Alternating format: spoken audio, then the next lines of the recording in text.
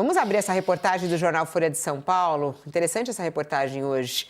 Generais refutam a anistia e se afastam da discussão sobre 8 de janeiro. A cúpula das Forças Armadas vê perdão como um incentivo à quebra de disciplina. A cúpula das Forças Armadas decidiu se manter distante das discussões sobre a proposta no Congresso por anistia dos acusados pelo 8 de janeiro e pela tentativa de golpe. E esse perdão aos envolvidos, ele acaba sendo visto como um estímulo à quebra de disciplina e um prêmio aos militares que atacaram os chefes militares. Isso é a avaliação de 7 oficiais generais e 2 integrantes do Ministério da Defesa ouvidos pelo jornal Folha de São Paulo. Interessante isso, né, ô Sakamoto? Quer dizer, os militares contra a anistia. Olha, Fabiola, neste exato momento, se um militar defender a anistia, né, ele vai estar pulando dentro da lama, né? Nos últimos tempos, os militares têm atuado, tem agido para se separar de todo o caldo golpista que aconteceu, mesmo que tenha lá dentro dos aqueles que estão sendo processados no Supremo Tribunal Federal, uma série de generais, coronéis, tenentes-coronéis, majores, oficiais do Exército, né? Agora, o delator é um tenente-coronel, né? O principal implicado é um capitão reformado do Exército Brasileiro. Mas o que acontece? As Forças Armadas tiveram um trabalho nos últimos tempos de tentar isolar-se disso aí, ó, deixa de lado. Freire Gomes, então, o comandante do Exército, não. Freire Gomes, ele não quis entrar nisso. Né? O Brigadeiro Batista Júnior também não quis entrar nisso. Isso aí foi bem. Se entrou o Almirante Garnier, foi só o Almirante Garnier, não foram as tropas, não foi o comando militar. Né? Então, o que o Exército está fazendo? Basicamente desse jeito, olha, se eu vou entrar agora e começar a discutir anistia para beneficiar os meus, você joga inteira a caserna na lama, sendo que neste caso a lama está restrita àqueles que participaram diretamente. É claro que a gente sabe que tem um monte de gente no Exército que teria topado entrar de cabeça se a situação fosse outra, se o comando tivesse aberto oportunidade, principalmente entre os praças, mas não aconteceu. Então, o que acontece? O Exército, nesse sentido, Fabiola, está se protegendo, né, desse, sabe, de ser arrastado para dentro desse turbilhão. E ele foi arrastado. No final do governo Bolsonaro, os militares toparam, mantiveram lá os acampamentos golpistas que estavam grávidos de atos golpistas, né, em várias instalações militares pelo Brasil inteiro. Fizeram uma situação super complicada que foi, inclusive, endossar críticas do Bolsonaro ao sistema eleitoral. Agora, querem se manter fora disso. Vamos lá, Josias. O que está por trás desse apoio de generais à não anistia, que é uma bandeira levantada pelo bolsonarismo nesse momento?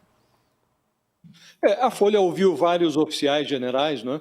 E recolheu a opinião deles em relação a essa atual conjuntura. Então, hoje, Fábio, é muito mais fácil para esses oficiais declararem o seu amor à pátria, a sua devoção à regularidade constitucional, o seu respeito à legalidade. É muito mais fácil. Mas até o Procurador-Geral da República, o Paulo Gonet, ele, na denúncia que formulou ao Supremo, sobre a trama golpista, ele apresenta as Forças Armadas como vítimas desse processo, vítimas do golpismo do Bolsonaro. Agora, é preciso reconhecer que aquilo que o Bolsonaro chamava de minhas Forças Armadas, esse contingente foi dividido em 2 pelotões.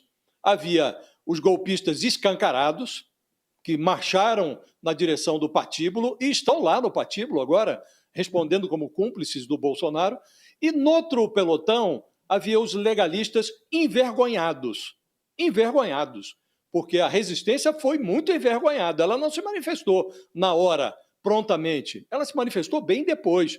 E esses legalistas envergonhados receberam da Polícia Federal a oportunidade de se explicar e de informar por que é que não denunciaram ao país que havia pus no fim do túnel em que o Bolsonaro tentou enfiar a democracia brasileira. Não tinha luz, só havia pus. E o pus só foi denunciado tardiamente. E o general Freire Gomes, o comandante do Exército, contou num depoimento à Polícia Federal, que resistiu à virada de mesa proposta pelo Bolsonaro. Não explicou muito bem por que lá atrás ele não denunciou que uma minuta de golpe foi exibida e tal. E depois se diz, não, o general foi estratégico, ele não poderia sair chutando balde naquele momento. Depois, num segundo depoimento, também o brigadeiro Batista Júnior ecoou o comandante do Exército, então comandante do Exército, e disse, olha, também resisti. Ele também testemunhou, contou à Polícia Federal que testemunhou esse balé do Bolsonaro ao redor de uma minuta do golpe. Então, esses foram os legalistas envergonhados, que, em alguma medida, ajudaram a explicar o que se passou nos bastidores. Entregaram lá o Almir Garnier, que comandava a Marinha, esse aderiu, não é?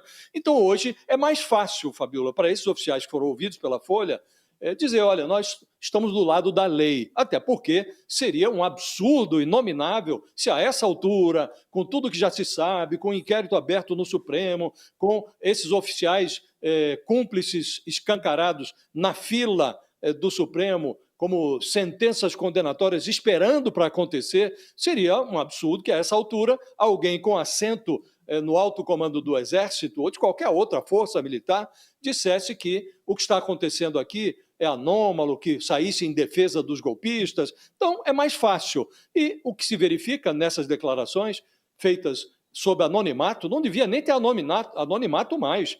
Os oficiais deviam falar às claras, que respeitam a Constituição e que querem a punição desses que se insurgiram contra a Constituição brasileira. Mas hoje é muito mais fácil declarar isso. Lá atrás, quando tiveram a oportunidade de explodir com a tentativa de golpe, no momento em que ela era encenada nos bastidores, os legalistas envergonhados preferiram o silêncio. E só depois, quando havia inquérito aberto e quando foram chamados a se explicar na Polícia Federal, é que o legalismo pulsou na veia e se manifestou. Então, não está bem, as Forças Armadas não ficaram bem nesse episódio todo, Fabiola, porque, como disse, foram divididos ali entre os golpistas escancarados e os legalistas envergonhados. E hoje as Forças Armadas realizam um esforço muito grande para se reposicionar em cena.